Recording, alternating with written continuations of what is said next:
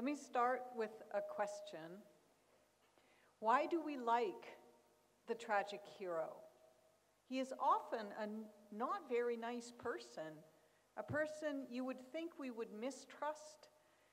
We might revile, we might even condemn. Agamemnon sacrifices his daughter for a bit of wind and takes a concubine as a spoil of war before he is murdered by his wife's lover.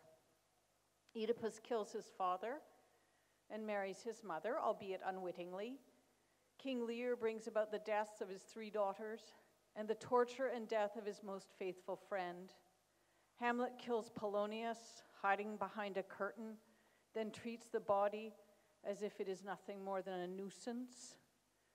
Othello decides the best way to deal with his jealousy is to kill his wife, who is beautiful and innocent, but even if she were neither, it wouldn't matter, as she says, "That death's unnatural that kills for loving." But we don't reject these men, the titular heroes of their own plays. We love them, we feel for them, we trust them, we want them to succeed. We forgive their transgressions, we weep when they die. We remember whole swaths of history through their eyes. So I'm going to argue here that one way, just one way of many, that we can explain this is to foreground the degree to which the tragic hero emerges from and within rape culture. That is a culture in which sexual violence is considered normal. Not good necessarily, but not bad either, just kind of ordinary. So let me start with King Lear. Okay. King Lear, as you know, wants to divide his kingdom between his 3 daughters, and he poses a love test, which his youngest daughter, Cordelia, fails. He then gives each of his other daughters, Goneril and Regan, half of his kingdom. So in the course of the play, Goneril and Regan progressively disenfranchise Lear, so he is left without shelter or support, raving mad, out on the heath in a terrible storm. Aristotle said we feel both pity and fear at the fate of the tragic hero, and there is much to pity, that is to sympathize with, and to fear, that is to empathize with, in Lear's fate. While we feel compassion for him, we feel bitter, vicious hatred for his enemies, who are Goneril and Regan, their husbands, and their lover Edmund. If we were to distribute our empathy and sympathy a little bit more rationally, we might feel differently. We might notice, for instance, that Lear is a violent misogynist. He rails against his daughters' poisonous vaginas and rains curses on their wombs. He's threatening, if aged, physical presence. Now, Goneril and Regan are very nasty pieces of work. Please do not get me wrong. But Lear is basically on the same level of nastiness as they are, yet we love him and seek to forgive him. We say he's old, he's got dementia, people are mean to him. Goneril and Regan, we want them dead. So I want to blame rape culture for the fact that in King Lear, our feelings and loyalties are skewed in these ways. Now, the fact that a society is headed by a violent misogynist doesn't necessarily mean that it suffers from rape culture. I think it's a pretty good indicator. But I want to firm up my claim that Lear's heroism is defined within a rape culture, with one more detail about the play.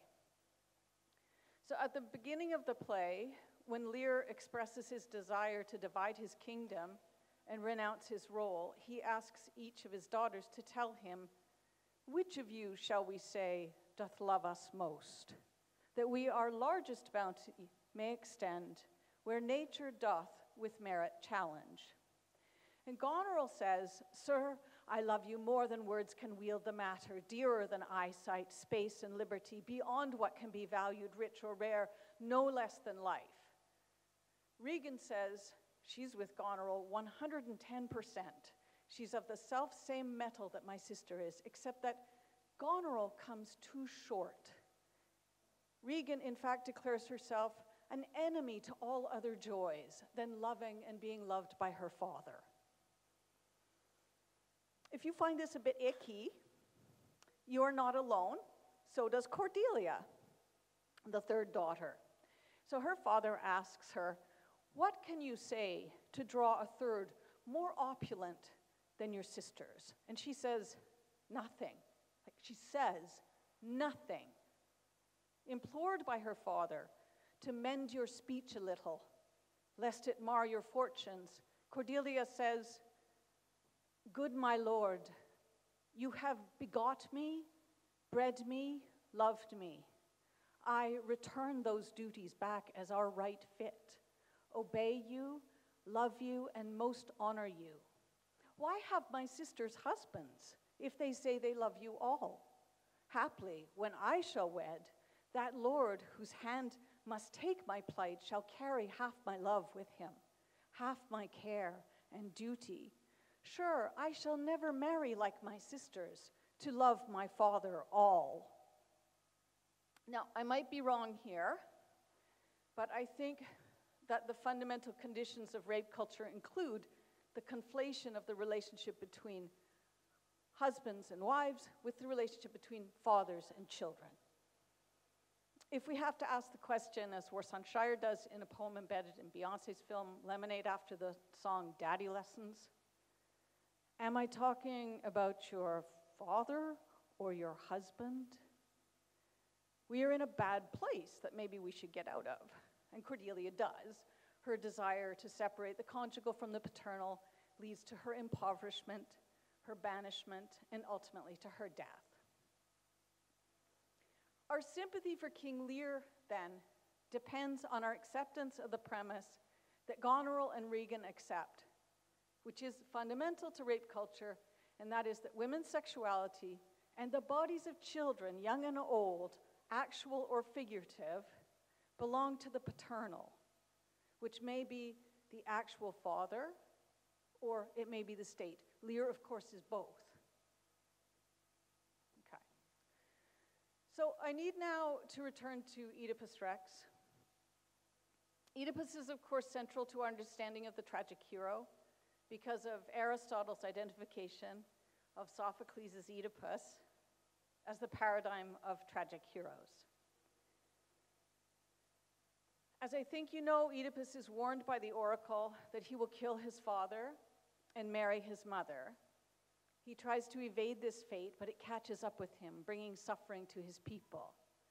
He deals with it by gouging out his eyes and exiling himself, and his wife/mother kills herself. You know, Freud famously took this story to be an archetype of human experience in which we are all boys who desire our mothers sexually. But Freud seems to have missed a part of the story, a part that may help explain why this all happens to Oedipus. Oedipus's father, Laius, abducted and raped his young pupil, Chrysippus, a prince.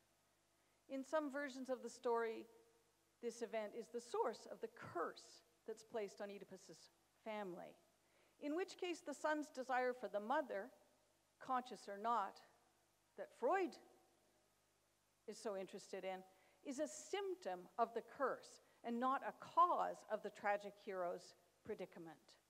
The cause is that his father, who he must aspire to emulate, to be a leader and a hero, is a rapist. This is the bind of the tragic hero. So back to Shakespeare, dead white guy and all. Is he just part of the problem? So I like Shakespeare. I'm going to argue that he's not. I think he wants us to understand the perversity of our conception of the tragic hero and the poisonous of the love and forgiveness we extend to him. And he wants us to imagine alternatives. So I have two further examples from Shakespeare. Othello is a black man who needs to be recognized as a man of honor and virtue in the elite white culture into which he has married. In the play, he is convinced by Iago, who is clearly and unambiguously a villain, that fulfilling his potential as a hero in the world of Venice means obsessing about his wife's sexuality and his ownership of it to the extent that he murders her in a jealous rage. "She must die," says Othello, "else she'll betray more men." At the end of the play, as he is being arrested and before he kills himself, Othello asks that he be remembered as one that loves not wisely but too well. But this view that loving too well is an apt description of sexual murder is not endorsed by the play. Othello realizes he has been tricked into an abomination, a perversion by Iago. He regrets his actions deeply. Iago is recognized as the villain. The play is actually much more ambivalent about race than it is about sexual violence and its relation to heroic identity. Excuse me. So then there's Hamlet. Hamlet is always ambivalent about his status as a tragic hero. It's an identity he feels he should take up. He's obliged to be a grown-up man and take responsibility in the society, but he resists. Maybe he just fails. He can't kill his uncle when he has his chance because he doesn't want him to die without confessing his sins. He lets his dead father down over and over. The ghost complains with frustration of Hamlet's almost blunted purpose in his last appearance. He lets his evil uncle and collaborator mother pack him off to England and only narrowly escapes their hired murderers. We have made Hamlet famous as a man who can't make up his mind. But should we support maybe his refusal to become the man who can make up his mind? Should we not resist becoming the man who might willfully and consciously mistake his daughter for his wife, as it seems is within Lear's capability? Who might be persuaded by another man to murder for the sake of honor the woman he loves, as Othello does? Who might murder his brother, the king, to become the king and take the queen for himself, as Claudius, Hamlet's uncle, does? So Shakespeare, for one, asks us to look at the effects of our ideas of heroism, of masculinity, and of women, and how they work together to destroy us. Yeah. So 3 things I want to underline here.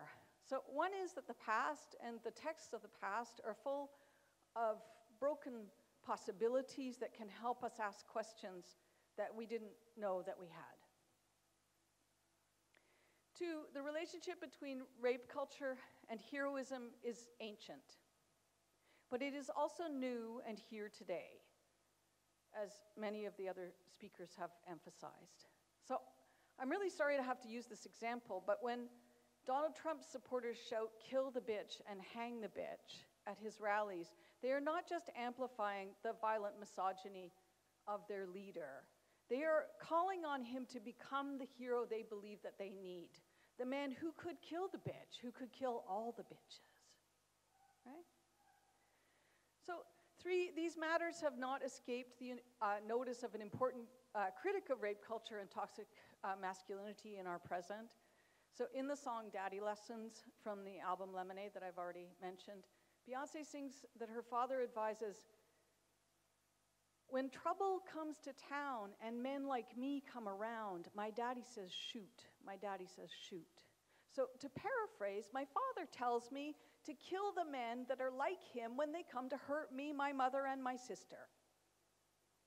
On behalf of Hamlet, I want to thank you, Beyonce, for nailing the tragic ironies of rape culture and toxic masculinity.